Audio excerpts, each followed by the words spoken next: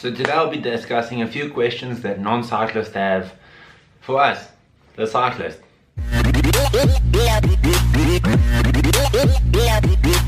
So we all have a few friends that don't ride bikes, or people that we run into that see that iconic tan line, that wants to know a few things that they can't see in, like that they don't understand towards our cyclists, towards people that do ride bikes, things that normal people don't understand.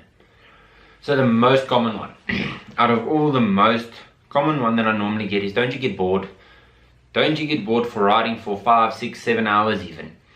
And it's like saying no, you don't get bored of your hobby. Do you get bored of traveling, if that's your hobby? Do you get bored of making art, if that's your hobby? Do you get bored of singing? Do you get bored of whatever your hobby might be? Do you get bored of that?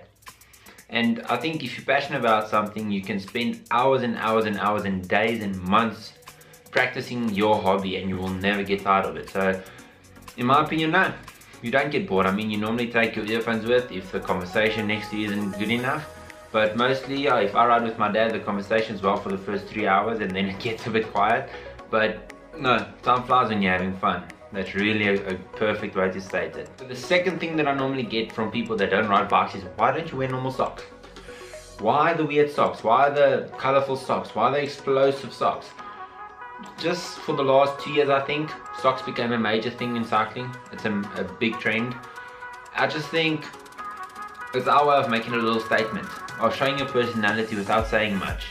I think it's like your personal touch to who you are, and also the guys we look up to, they set the trends, the pros and all that, so we also follow them.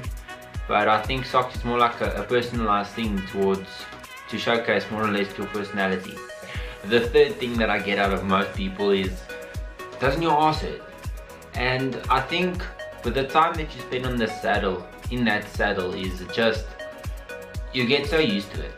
I mean, at first, yes you do, but you don't ride for 6 hours the first time you get on a bike. You ride for half an hour, or you ride for an hour, and then you progress as it continues, and you get used to suffering in that position and being on that saddle for hours and hours and hours.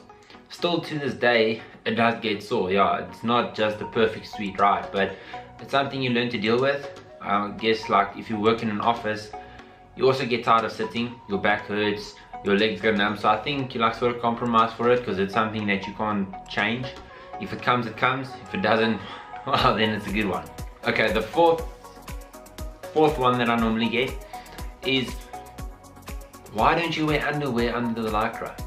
So in normal, the first time you put on a cycling bib, I think it's a weird feeling, but you eventually also get used to it. The lycra is made to rub against skin. It's more comfortable that way. And I think just putting an extra layer between the lycra and your skin will irritate it a little bit. I'm not sure, I never did that. I sort of skipped that phase, luckily.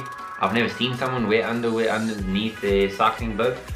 But yeah, that's also something that people want to know. I normally get from elderly people, or like people in their 50s, is, what does your bike cost? Because they normally compare to back in their day what they paid for their bicycles. That's not something I sort of hear from non-cyclists. It's a thing I hear from elderly cyclists, that they sort of can't picture how expensive the sport has become, and also where it has developed to, and how much spending money in the sport can buy yourself gains, if that makes sense. So yeah, something people also really often want to know is how much your bike costs, how much did you pay for it, how much do you spend on it monthly, things like that. I think prices and numbers normally tickle a guy's imagination and something like that. So yeah, that's also something I've picked up that people want to know. Those are my 5 ideal things that people want to know that don't ride bikes. If you want to subscribe to my channel, which would be amazing, click on this little link over here, that will be quite cool. And my most recent video will be in this little bracket around here somewhere. So thanks a lot for watching the video, and then stay tuned for the next one.